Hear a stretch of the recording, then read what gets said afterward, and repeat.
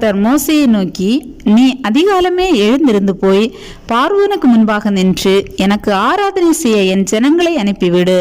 விடாதிருந்தால் பூமி எங்கும் என்னைப் போல வேறொருவரும் இல்லை என்பதை நீ அறியும்படிக்கு இந்த முறை நான் சகலவித வாதிகளையும் உன் இருதயத்திலும் உன் ஊழியக்காரர் மேலும் உன் ஜனங்கள் மேலும் அனுப்புவேன்.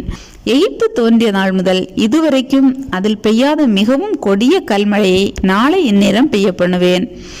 இப்பொழுதே ஆள் அனுப்பி உன் மிருக ஜீவன்களையும் வெளியில் உனக்கு இருக்கிற யாவையும் சேர்த்துக்கொள்.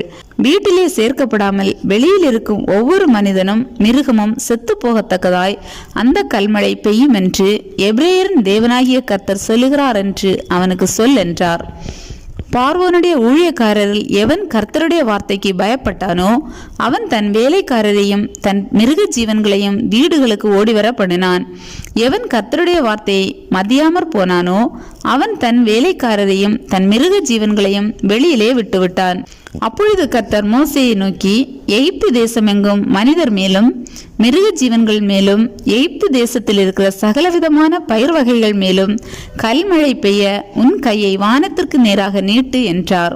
அப்படியே மோசே தன் கோலை வானத்திற்கு நேராக நீட்டினான்.